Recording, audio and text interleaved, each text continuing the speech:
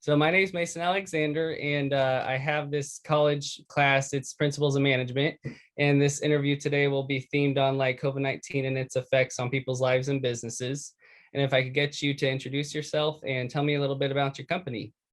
Yeah, that sounds good, Mason. Well, of course, my name is Mike Williams, and I'm the CEO and founder of Excel Health, iRelief Products, as well as PlayMakar Incorporated. We're out of Fort Worth, Texas, and we are a multi-channel health and wellness distributor of predominantly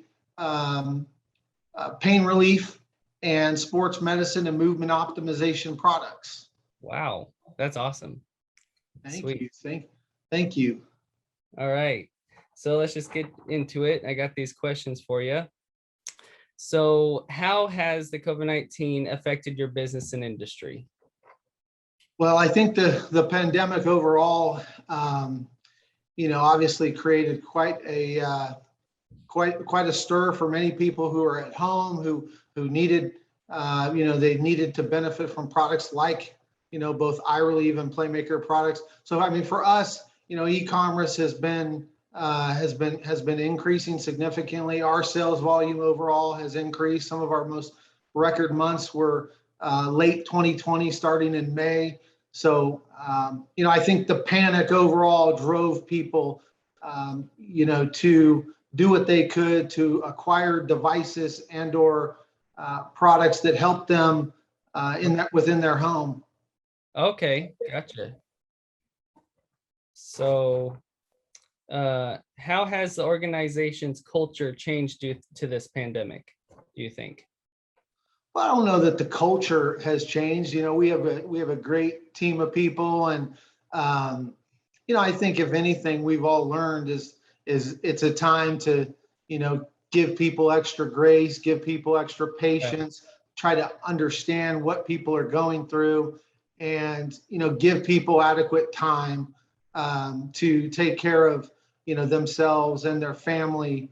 And so I think if anything, it brought us closer together, and it taught us to ultimately try to sympathize and you just show people more understanding as we go through this time. For sure. So basically, there's been a bright side to the COVID to the pandemic, like in a way, like it's brought you guys closer together, like through this crisis, like because regardless of like who you are, it's affected so many people, whether we've liked it or not, like the government, like taking action and everything. So essentially, like you guys came together and just were able to get through it, and even like with your sales up and everything, your culture stayed the same and stronger and stuff. Yeah, definitely. I'd like to think that. I mean, iron sharpens iron when stuff's, Sure.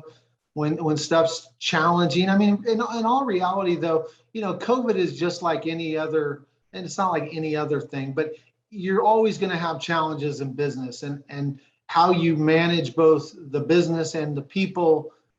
It requires you to adapt, and it requires you to change. And I think, while COVID is obviously it's a big deal, if you're going to be successful in business and or in management, you have to be able to adapt and change. Yeah. And that's precisely what we did. I mean, our increase in demand created a new set of challenges, but that's what you do in business. You overcome challenges, and you provide solutions, and satisfy, all those involved, from employees to shareholders to your customers to your vendors.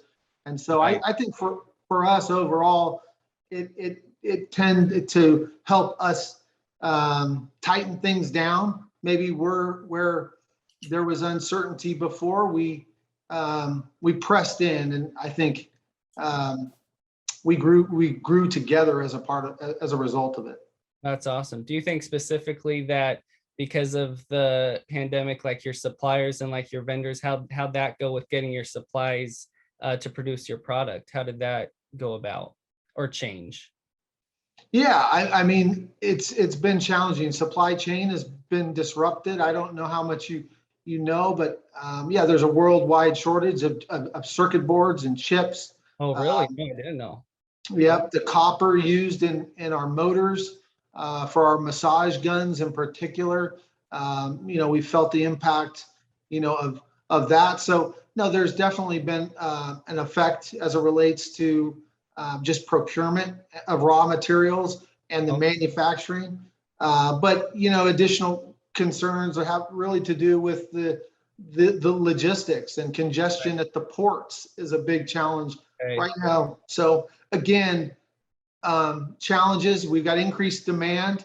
Supply has been reduced, and so now, as a business, as a problem solver, what do you do now to try to overcome or offset those challenges? That's what you focus Sure. on.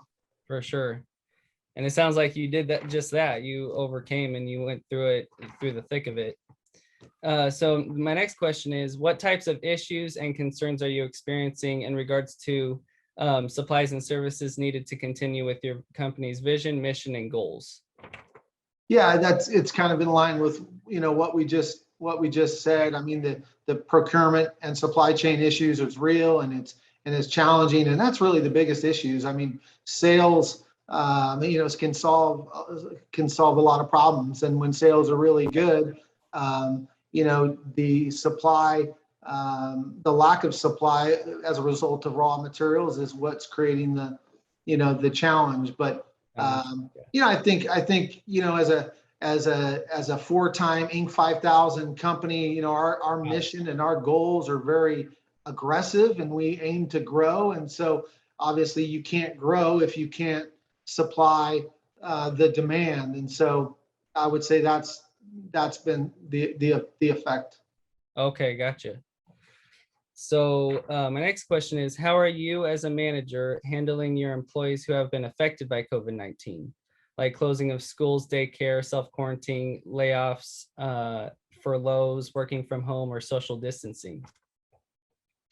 Yeah, again, I think you go back to just empathy and showing people grace and understanding what's going on in people's lives. Everybody kind of reacts to the situation differently, both in their family and personal lives, and of course within their professional lives. And I think as an employer, you aim to try to create an environment that satisfies mostly everybody, where in terms of where they're coming from. You just try to, again, show grace, and you try to understand. And I think if you err on the side of that, then you're going to be in a better place. And so that's pretty much how I've handled it, and how our managers handle it.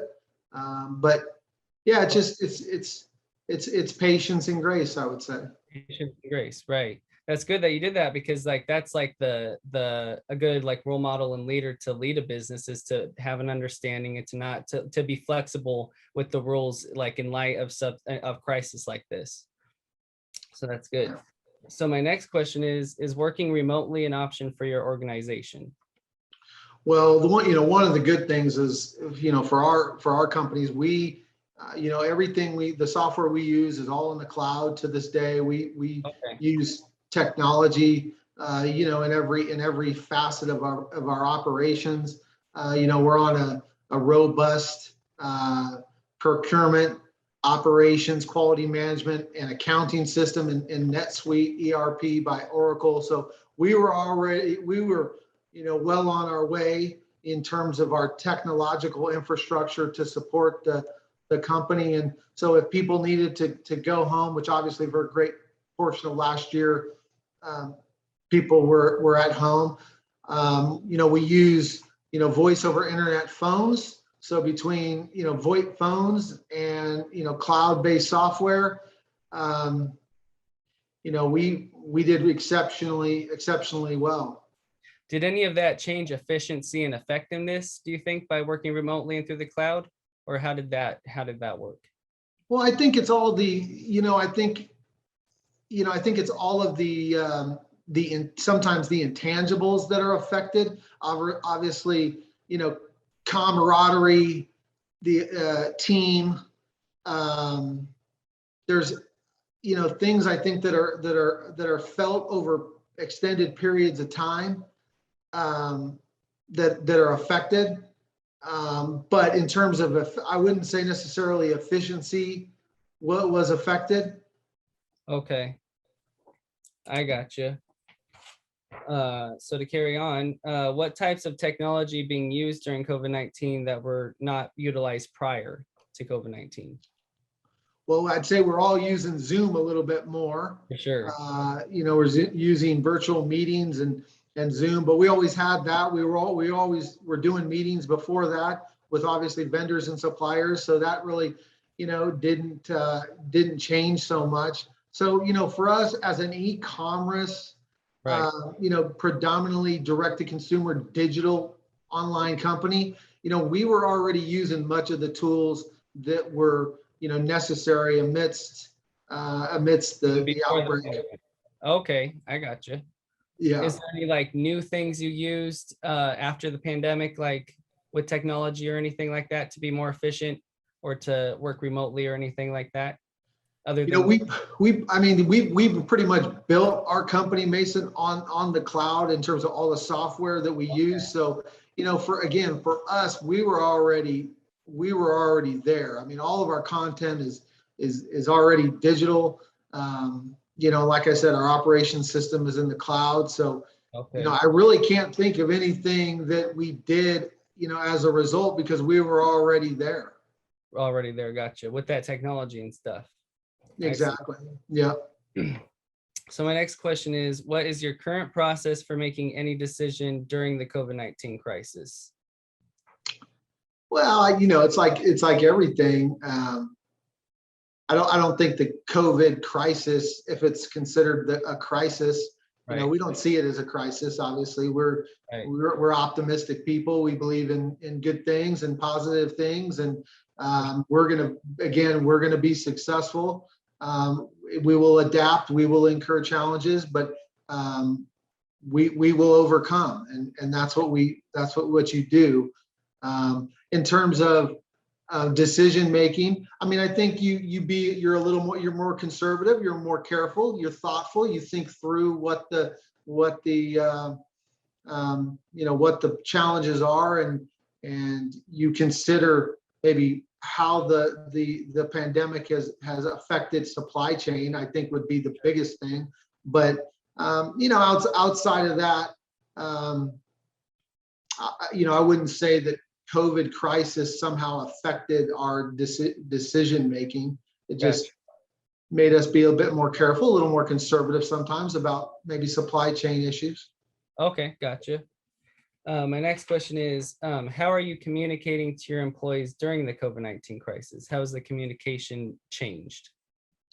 Well, I think there's only so much that you can get through a digital media, even just like this. It's hard to really understand what people are going through on a day-to-day basis when all you can do is communicate through phone or through Zoom. So I think you do routine calls. I think for management it tends to be a little bit more difficult because now you can't engage physically every day, but you're engaging through digital, and sometimes that can be more difficult. I think if you don't really you can't really understand completely what an employee is going through, or how you can help them or encourage them or help them increase productivity. Okay, I see. So my next question is, what personal and impersonal skills have helped you or hurt you during this pandemic? Can you repeat the question? Yeah, it is, what personal and impersonal skills have helped or hurt you during this pandemic? So like any like inclinations or anything that maybe came about through the pandemic that are either like personal to you or impersonal to you, how that affected you or hurt you during the pandemic. Yeah, I think it kind of goes back to what I'd said previously. Yeah. I'm as a manager, and I'd like to think the other managers here within our company, you're trying to understand what people are going through. You're trying to understand them first and foremost. Right. And it's having a personal connection with your team so that we together can be successful. And so I think communication, is obviously important in order to maximize productivity. Right. but then also just genuinely understanding how somebody is from a given day. So, I think, my, impersonal skills as they relate to that, it kind of goes in line with just when you love on people, when you're taking care of people, people are going to give their very best to you and your organization. So it's just being, again, more empathetic, more understanding, and really trying to work with people to just to maximize productivity. For sure. Do you say your culture in your organization like encourages like new ideas and like adding to the innovation as a team? Like, do you cultivate a culture of listening to like outside opinions, or like anything goes, where like it could lead you to a new innovational like step in your product? Oh yeah, definitely.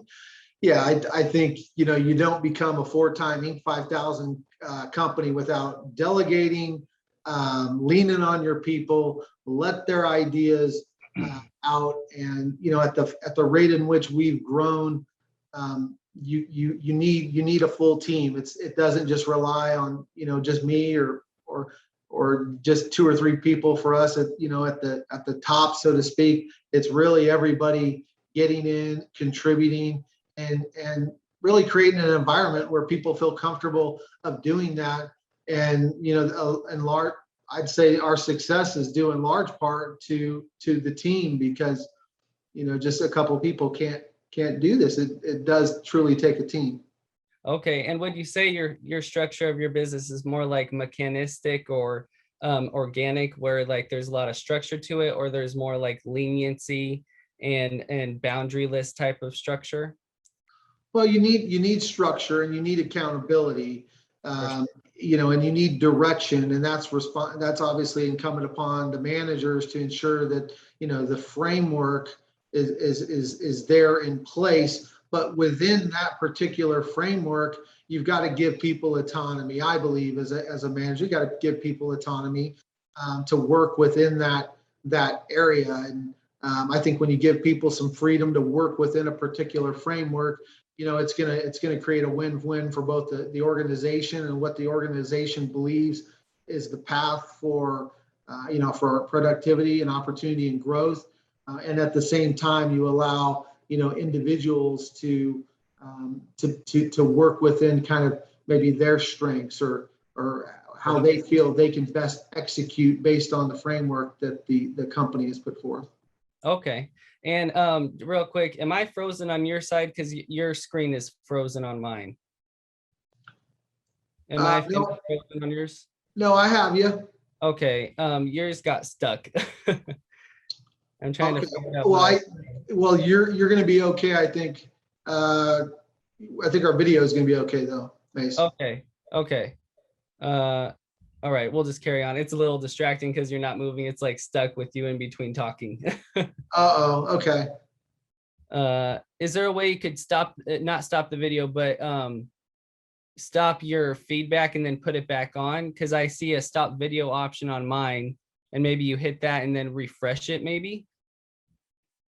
No, everything's working on my end. So the video is going to come from this side. Okay. So and right now you're still moving. Okay. Hopefully it fixes it because it's a little distracting, but we'll carry on. No big deal. All right. So my next question is, how are you preparing for the unexpected if this situation were to continue in the future during this COVID-19 crisis? Yeah, again, I don't think it's a crisis, but we're optimistic. We believe in the future. I think, again, you do things to try to curtail some of the challenges, like procurement. For us, what we used to be, procuring raw materials or assembled goods within a 90 to 120 day kind of time frame. Now you're looking at maybe 7 months, 8 months. So you're trying to procure longer out. Mhm. That can disrupt cash flow for a small business, I think. But overall, I would say that's the biggest change, is just in terms of how we procure and manufacture our goods. You're just doing it out longer Okay. now. Okay, so how does it go with the procurement process with contacting your suppliers when there's like a dead end or like it's being stalled? How exactly does that work with related to the COVID-19, if it does? Well, you're just putting in your orders much sooner is Okay. what Oh, you're doing. You're trying to forecast what you're going to need, and that's difficult. And so as a result, you're trying to forecast. Um, you're essentially forecasting based on the way your growth has been in certain parts of the time of the year, which is what we do. You're looking at what did we need last year at, within a given period of time, and then you're trying to make decisions based on growth factored in there as well. How much will I need over the next, in our case, 6, 7, 8, 9 months? okay. And how does that go like in your busiest time of the year? Like, does it make it where it's harder to get your supplies to meet the demand, or how does that work with it with things being stalled or something related to the pandemic? Like, does it go like when you say you have to put it in earlier, how does it, is that like, what's the work process involved to do that for the busiest time of year, do you think? Well, you planned and you procured for Q4 back Uh, in Q2. oh, So I got we already bought everything that we're going to sell this quarter 4. uh We made decisions on that back in quarter 2. Oh, no way. Okay, I see. Yeah. So I you're planning ahead and you're forecasting. You're giving your best guesstimate of what you're going to use, and you're going to try to calculate the rate of growth that a company like ours has had. So if you've got, if I did, X last Q4 and Mhm. I'm growing at a rate of 40%, I've got to procure 40% more in cost of goods in quarter 2 to be able to handle demand for quarter 4. That's a lot of planning and strategy. Wow. Okay, there's a lot involved there. Oh yeah, there's a lot of money involved, and so it's cash flow, and it can be challenging. I see. Okay. So to carry on, my next question is, how does the manager, how do you use the management functions during this time? Are you familiar with Henry Fowles' four management functions? The Yeah, planning, organizing, leading, and controlling? I am actually. Sweet. Yeah, it's been a while, but I'm vaguely familiar. Okay. How does that relate to the functions in your management strategy and in your organization? Those four functions. Those 4 in particular. Yeah. So planning, organizing, what's in it? Leading and controlling. I would say, those particular areas were um, not necessarily changed. I would say the areas that you change is, um, more like unity of command, or maybe unity of direction, centralization, maybe those aspects where there's not a there is it's more qualitative, it's less quantitative. That you're trying to maximize productivity, and you're trying to create a path forward, and that can be difficult when you're doing everything virtually. Oh, for sure. Okay.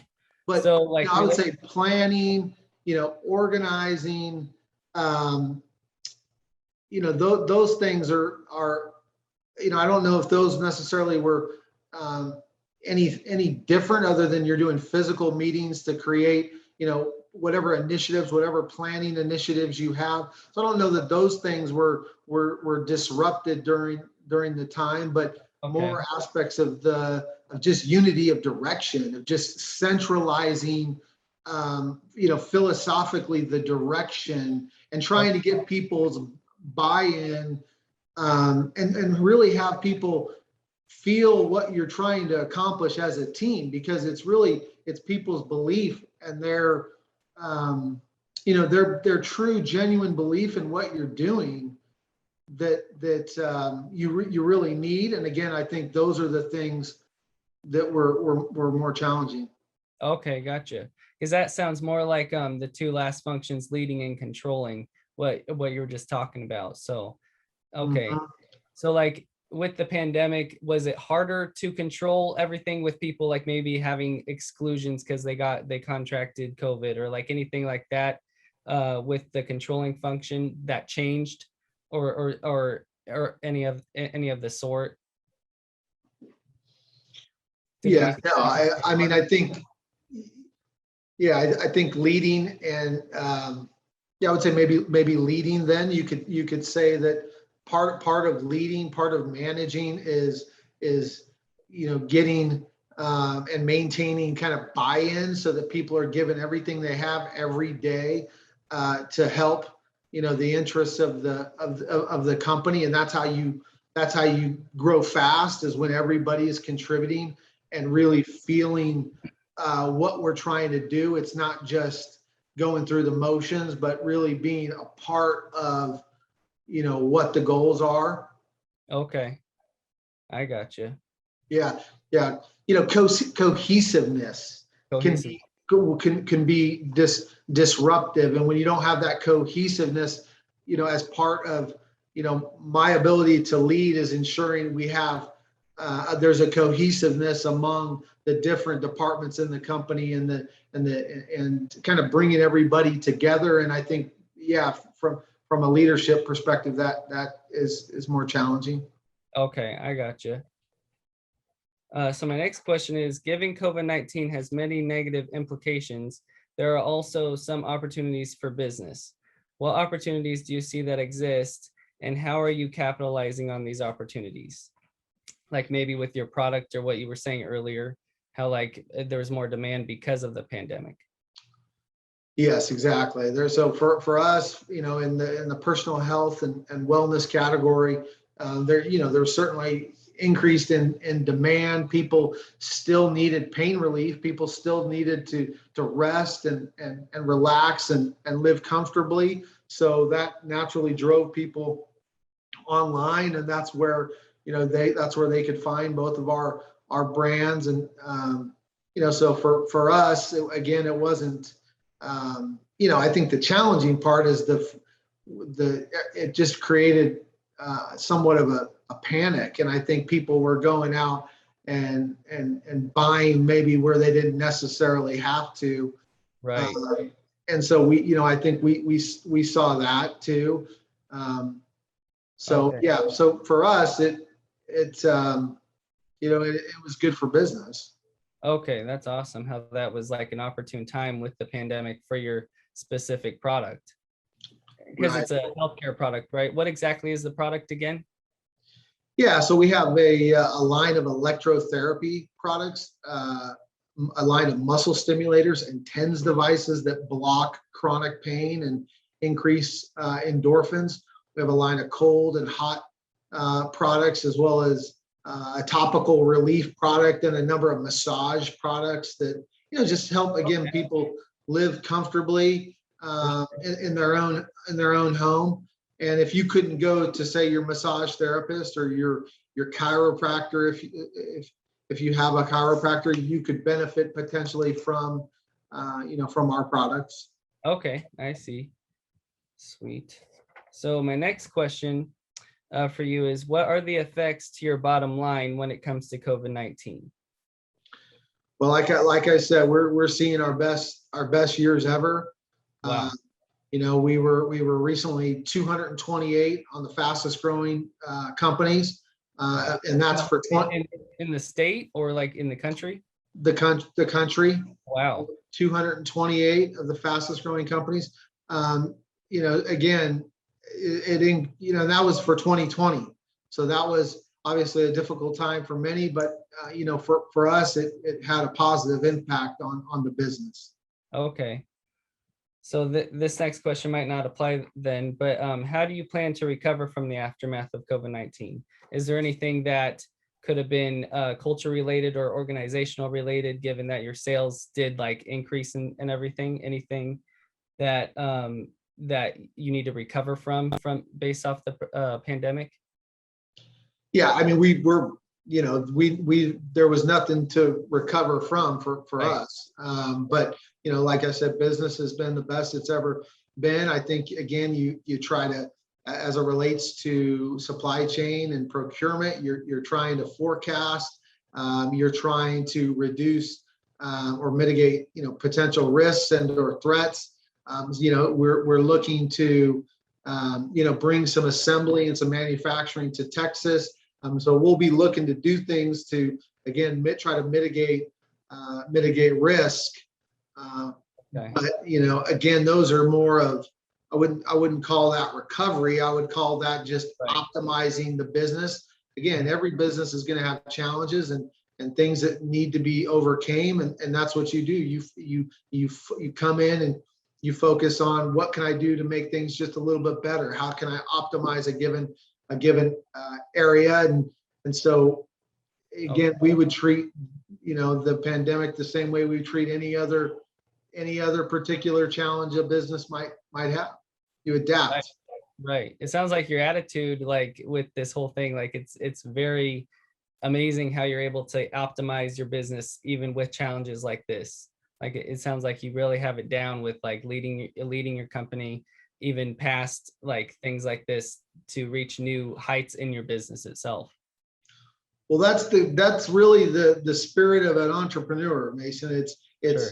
it's not a matter of if you're going to have problems. It's when and what you're going to do about them. Because For if you sure. think you're going to come into this and think there's no problems, that's just not reality. There's Right. challenges everywhere we look. There's changes in regulations. There's constant changes in the government, and you're trying to mitigate those challenges and those risks.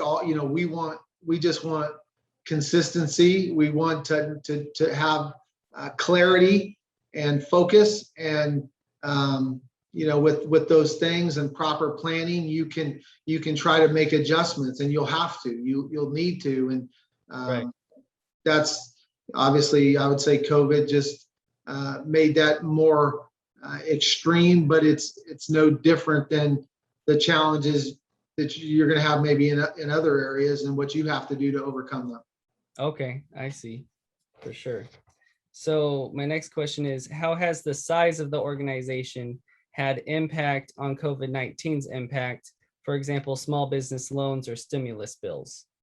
No, we maintained the same number of employees throughout it. I think we've hired a couple, Oh, a wow. couple employees. So no, the size of the organization hasn't been affected. Like I said, we probably brought on two new people, full-time people in the last 8 months.